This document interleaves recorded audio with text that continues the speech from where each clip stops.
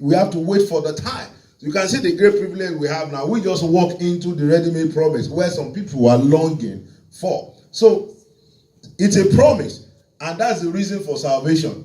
The reason why salvation needed to come was because the heart of man was desperately wicked. The thought and the intention, they are continually evil, and Jesus and God said He's going to give us a new heart as promised. Now don't worry, I know it's corrupt. There is a plan before the beginning of the world which is going to come in place, because I need to let you know that when I'm saying that's the reason for salvation, I'm not saying in the holistic way that that's the reason why salvation was being from the creation of the world, but within the activity, it started that the heart of man get corrupted, and God needed to give us a new heart. But it's not a surprise to God, right? It's not that God did not know it's going to happen, because the Bible makes us that the original plan was Jesus, because the lamb that was slain from the beginning of the world. So it's not a mistake. It's not that when God saw that, oh, the heart of man is wicked now, we need to quickly take a rescue mission and give them a new heart. No, that's not what I'm saying. I'm talking in the context as we are following up with the story. So I'm not saying it caught God by surprise. This does not caught God by surprise. It was already in the plan. But I'm talking within the history and the gist, that while a man is living, which is not a surprise because the provision has already been there. While man is living a point in life, in the script, man had got corrupted, and there is a need for the new one to come within the script. But from the beginning, we already knew that the lamb was slain from the beginning of the world, and Jesus is going to come, right? So I'm just saying within the script now, that a time has been that the heart of man was desperately wicked and corrupted, and for man to relate with God, man needed a new heart and a new spirit. I hope I'm clear there. So the reason for salvation, that's why I said the reason for salvation was because the heart of man was corrupted. And God can't relate to that kind of heart. God cannot come into that kind of heart, right? So where God is going to dwell must be holy. So He needed to give us a new heart, which is of Him, right? Let's look at the qualities of that new heart. He said, I will give you a new heart. He didn't stop there. And a new spirit. Now look at the quality. He said, I will remove the heart of stone from you. So the one that He gave us when we became born again is heart of flesh. The heart that the Holy Ghost can relate with. The heart that can accommodate divinity, not the other one, right? So that was the reason why King David was crying that I need a new heart, a heart that you can stay in. Because the one I have now is a heart of stone. You cannot stay there because God is holy.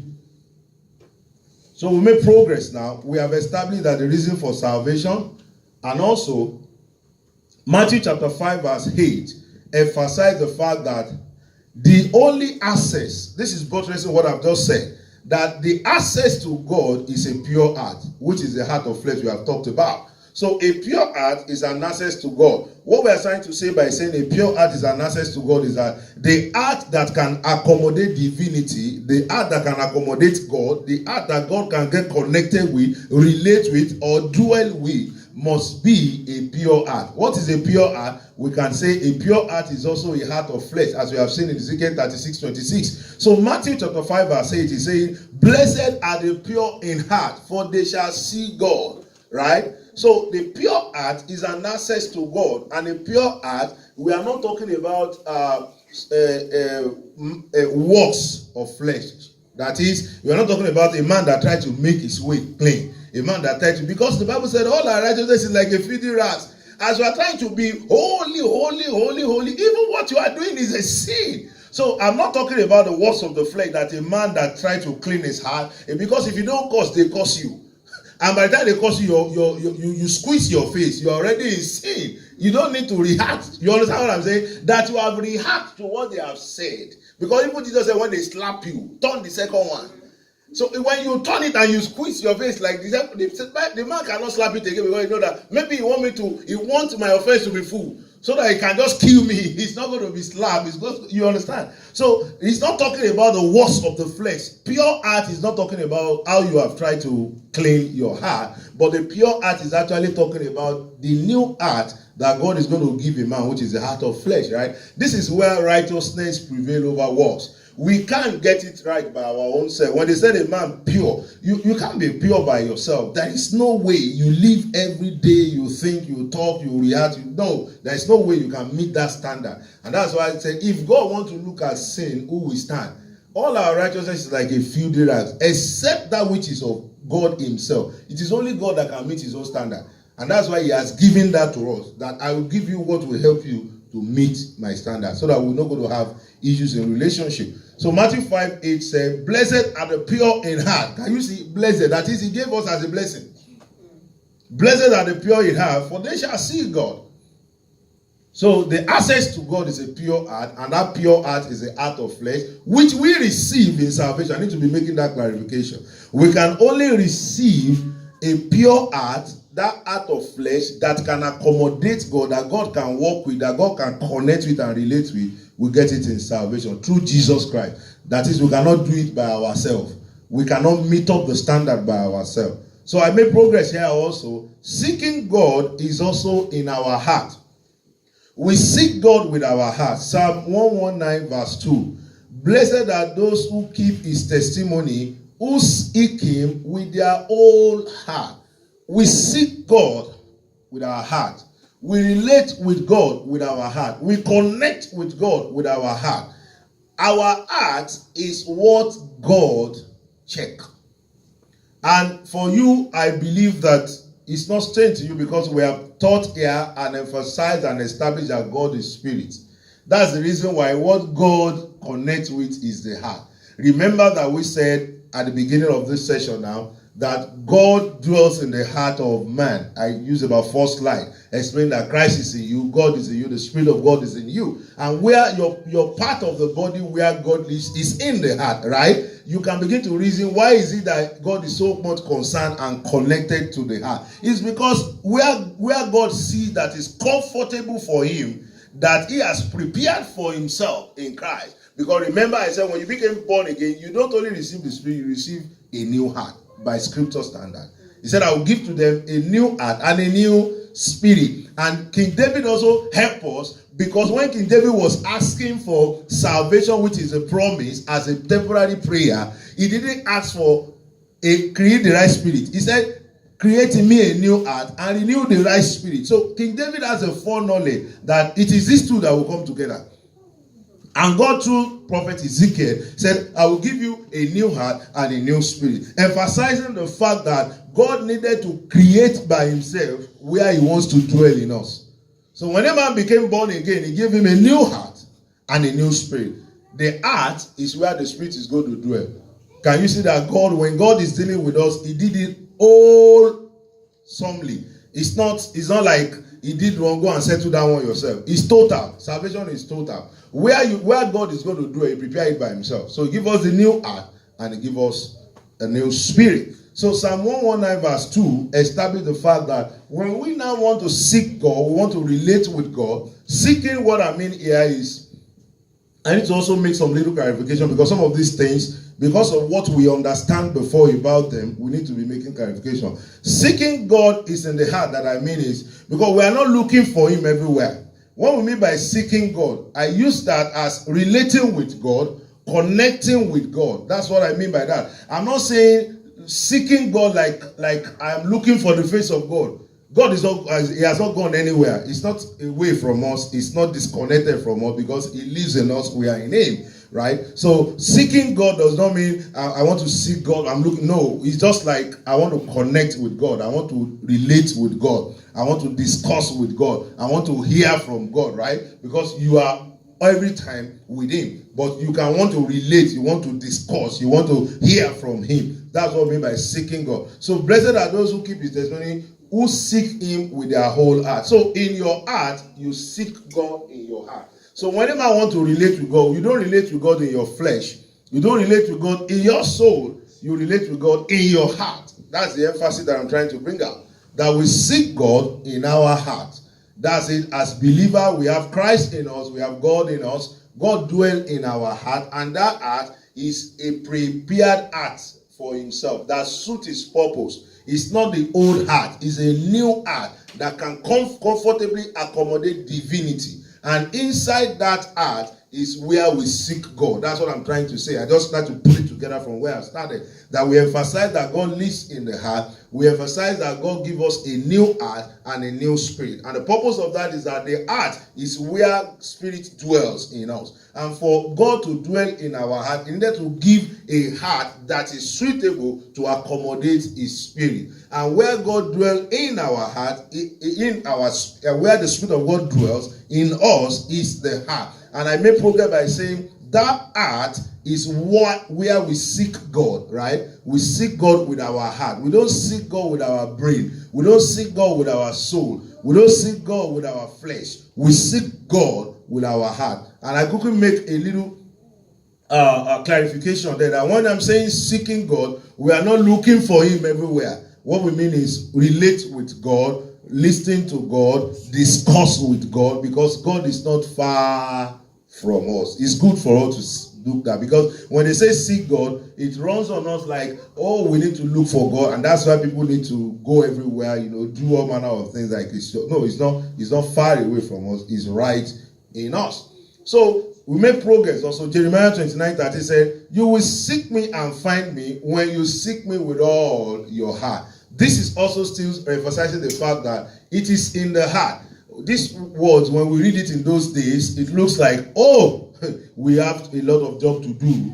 Oh, we need to do so much because we have to seek Him with your no. What he's saying is, a heart is where you can connect with me. Your heart is where you can listen to me. Your heart is where you can relate with me effectively. So he said, you will seek me and find me when your heart is what matters in seeking me. We are still saying the same thing. And Psalm 19 verse 14, he said, God listen and answer our heart desire. We have to understand this very, very well, that God listen and answer our heart desire. We pray in the heart. We connect in the heart. Psalm 19:14 said, let the word of my mouth and the meditation of my heart be acceptable in your sight, O Lord, my rock and my redeemer. Right? The King David, they have these promises. They understand the things that will happen now. In those days, they understand the things that will happen now, only that they do not have the capacity to operate in it. Because what it takes to operate in those promises of God is in Christ Jesus. And because Christ has not come, they are incapacitated to function in it, but they have, through prophecy, through revelation, utterances, they were able to know the things that lies ahead. And that's why you see that these things, they are exact thing that is interpretation of the concomitant benefit that we have in Christ Jesus. He said, let the word of my mouth and the meditation of my heart. He understands the fact that we don't pray. Pray means we don't relate with God only with our mouth. We relate with God mostly with our heart, because the heart is what we use to connect. As a matter of fact, when you say it and your heart is not connected with what you say, forget it, it's not getting anywhere. What you say to God, it must be connected with the heart. And as a matter of fact, even when you don't say it, but your heart is saying it already, it's already there. So the ones in your heart, in your mouth, when it's not connected with the heart, it's not going anywhere. I can prove it for you. Even in salvation, he said you must first believe before you confess. So when a man confesses, go on to when they say, oh, are those people that needed God to do this kind of miracle for them? And they rush to the altar. And they say, I believe in the Lord Jesus. But they have not believed in their heart. They have made confession. They are not born again. And the man sat there. He did not even come out to confess. But right in his heart there, he connects with God. And that in his heart, he was saying, God, I need you in my life. And that man already has an encounter. Because what I'm trying to emphasize to you is that we speak in our heart. Not only when we open our mouth that we speak in our heart. And so King David understands this. So he was saying, let not only the word of my mouth, but the meditation of my heart, because I'm speaking to you even in my heart, let it be answered. So we need to understand that God listens and answers to our heart desires. That's what I'm trying to bring out there. God listens to the meditation of our heart. Why? It's because God is connected to the heart of man. Where God dwells in man is the heart. So the things in our heart, our thought, that's why we have to tame it. Most things that happen to us, they are our meditations to God. Most things that happen, they are our thoughts every day. That's why Job said, the things that I feared most. You know, when fear will come, it comes to your heart also. When faith comes, faith operates in the heart too. Because that is the closest place. That is the abode of God. The Bible says our body is the temple of God. God dwelling in us. That's the abode of God. So whatever passes through our heart is a direct access to God. So that's why we have to control the thoughts. So Psalm 19:14 emphasizes the fact that God listens to the meditation of our heart. That is, God listening to the desire of our heart. Our heart is connected to God. Our heart is what we use to reach out to God. So when we speak in our mouth, you can begin to reason and see the reason why a lot of prayers were not answered, because they were just verbal words. They were just word of mouth. They were not from the heart. I can give you an example. When you see something that you like now, I'm saying, I claim it. And that thing, you have not meditated or thought about it in your heart. It's not coming from the heart. It's a different thing that you saw something that you like now. And as you are going on, you are just thinking about that thing. You begin to ponder and meditate upon that thing. You are connecting better on that request than as you just see, oh, this is your new car. I claim it. I received this one. You are not connecting because you are saying it by the word of mouth. But if, as you have said it, you ponder over it, you meditate that, man, I love that car. That car must be my next birthday present.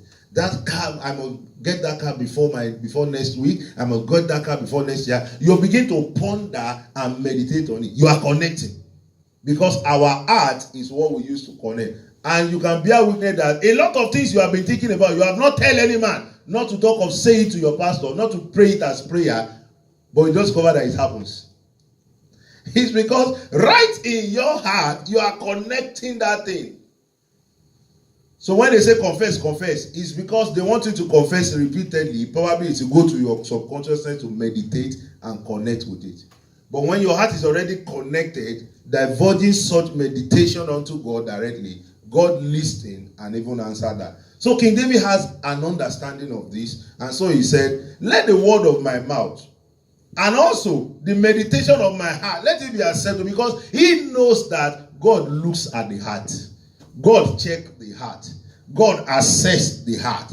And God answers the heart. We're going to get there. So Psalm 19:14 is emphasizing the fact that God listens and answers our heart desire. What am I trying to say here? What I'm saying is our connection is in the heart with God. And while we are connected in the heart, whatever that is our thought, our meditation in the heart, it is prayer. Do you remember Anna? Anna in Shiloh. When Anna was connecting with her heart and nobody could hear what Anna was saying, that prophet said she was drunk. He said, no, I am pouring my request unto the Lord.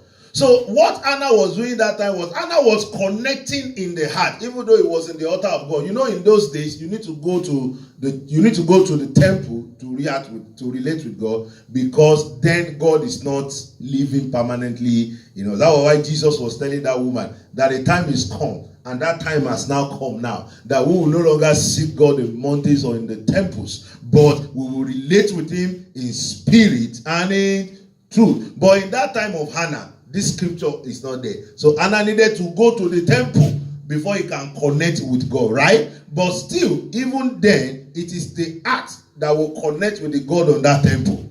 And so Anna understands that because she has been going every time. You know, when you understand things by practice, by trying and error, most times you get it well because you have learned from the mistakes. Remember from that story, Anna has been going to Shiloh very well. I'm sure Anna has gone to a time that he was shouting. Anna has gone to a time that he took the microphone, he was shouting the prayer. Anna has done it several ways. She has rolled on the floor, she has done it. But this time around, Anna got it right. Anna connected in the heart, and nobody could hear what she was saying. So they said she was drunk. That this person is so serious that we cannot even hear anything, because Anna was connecting in the heart to the God that is on that altar, because at that time God was not living in us, right? So God is in the temple on the mountains that time. So Anna was connecting with the God on that altar, but with the heart anyway. She was still connecting with the heart, even though they cannot hear what she was saying. They said she was drunk, but she was connected. And we also can remember the story of Mary, the mother of Jesus, when he said, how will this thing be? He said, the Spirit of the Lord will come upon you and the power of God will overshadow you. The Bible recalls that. Where did Mary keep that promise?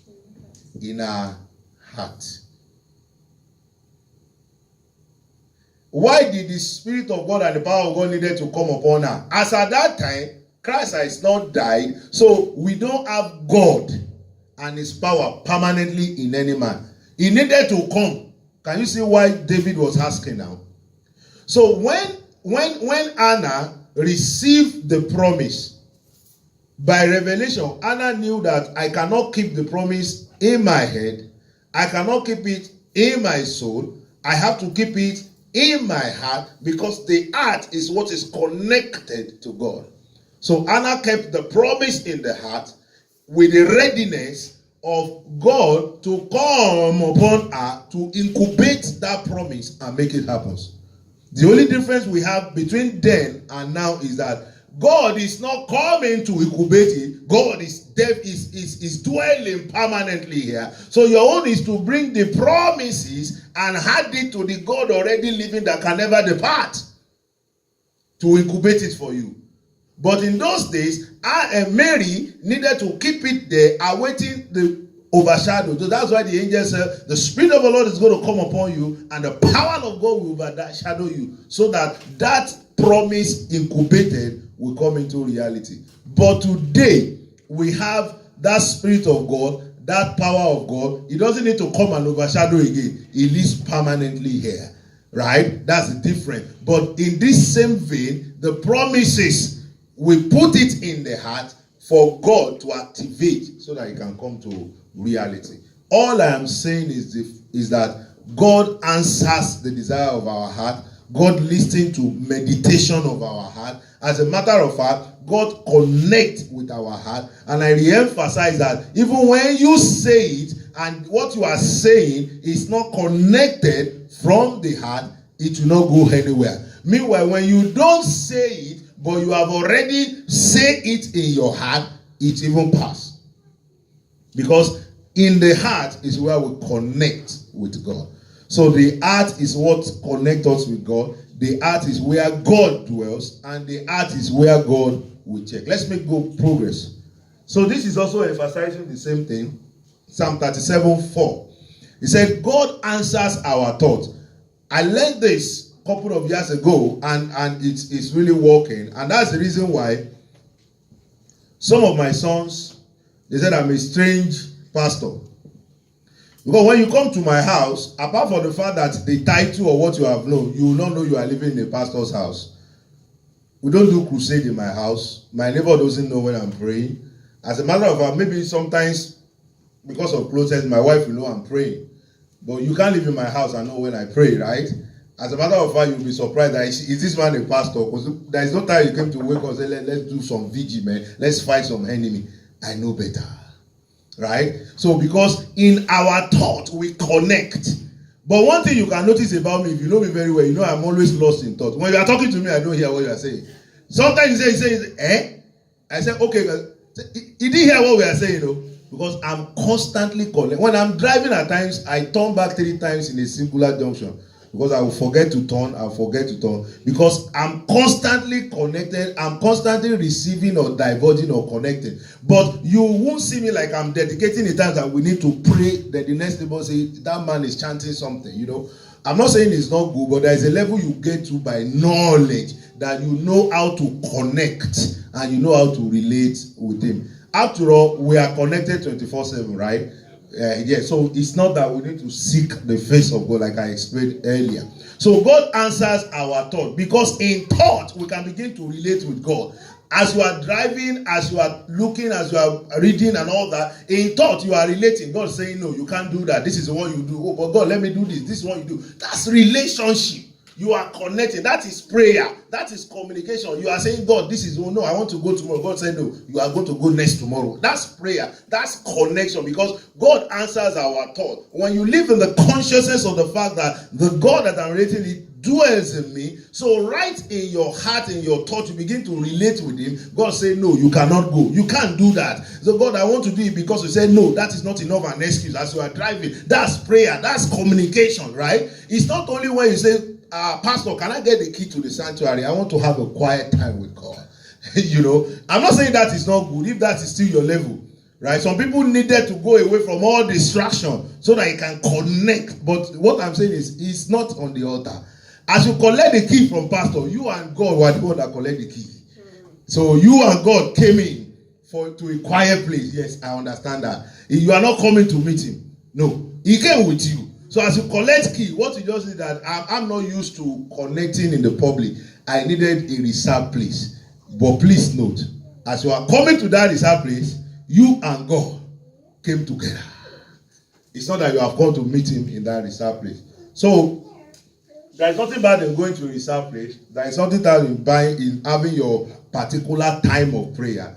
Paul the Apostle said, we don't live by all that, the moon time, January, February, 5 o'clock, 3 o'clock. Paul the Apostle made also that all that ones are the things of the world. There is no timing and date and whatever. We use that one to regulate ourselves. So everybody say, we pray 1 o'clock. And so pray another one, 7. It's good to pray 3 o'clock. I do that a lot, but later I understand that we are not tied to the time, to the date and all that. All those things there. You can go and read the book of Corinthians. We'll go together one of these days. They are not God is not tied by all that, right? We get connected 24/7 every time, every minute. There is no secluded time to relate with him, right? I can I have a lot of testimony. I have a lot. Some of you are there when it happens. There was a time, when these guys came to my house, I was standing, we are talking, we are relating, but because I carried God with me, he was saying what I would say immediately. I switched from one level to another. I said, no, will you do it this way? Let's do it this way. And you see the testimony. It was because I don't need to say, can you give me 1 minute? No, as I stand there and we are talking, I was switching. I will switch from divinity to the humanity. I discuss this way, and you get what I say. You switch to another one. I told you about the other time that I was stopped and they said they want to go and sex someone. Somebody just tell me, guy, you are getting 10,000. I said, wow, 10,000, Jesus. I switch from that one. I begin to declare right there. I don't need to say, can I call pastor or prophet? There's a problem now. Can we just pray together? Can you join hands with me?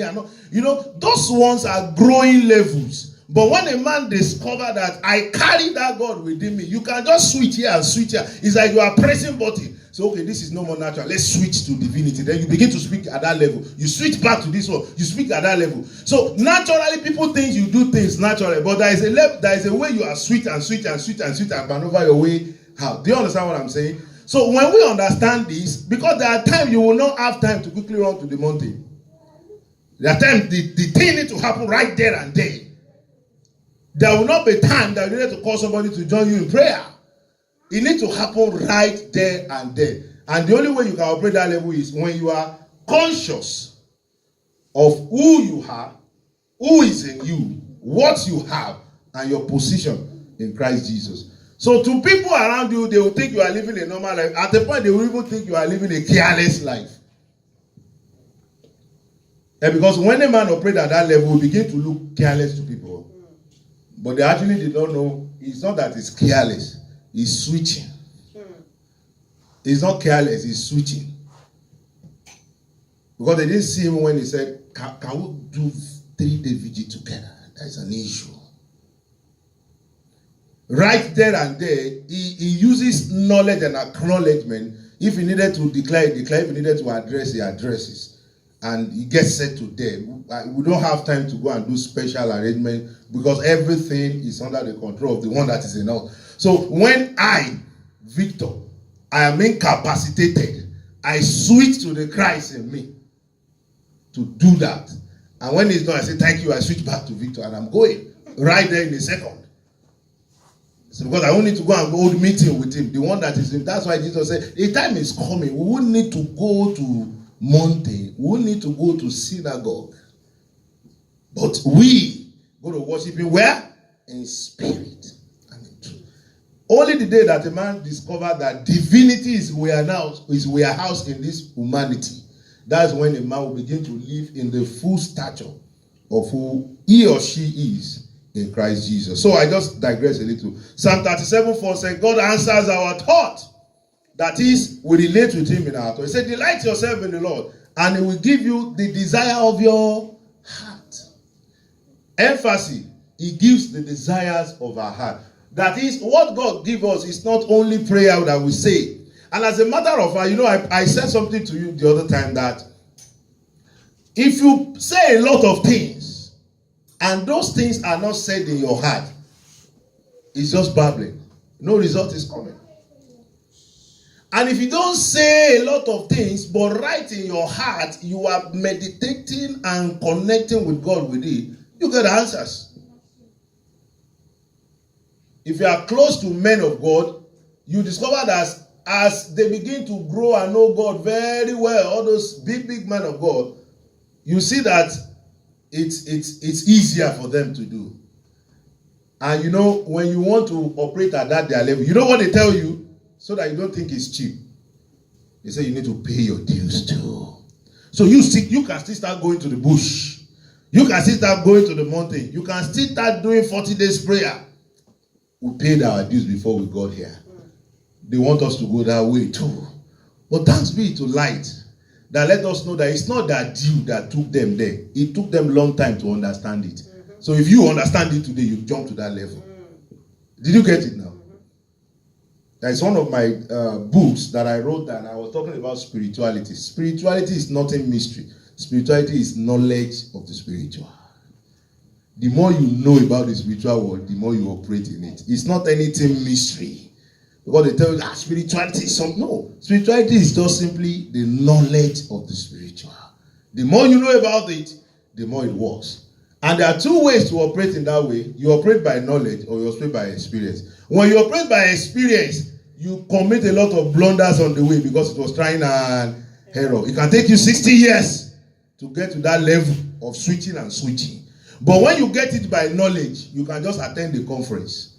And in 30 days, you begin to switch and switch. Do you get what I'm saying? One man gets it through experience. And you know the problem of experience? The Bible said, a rope with many joints loses its strength.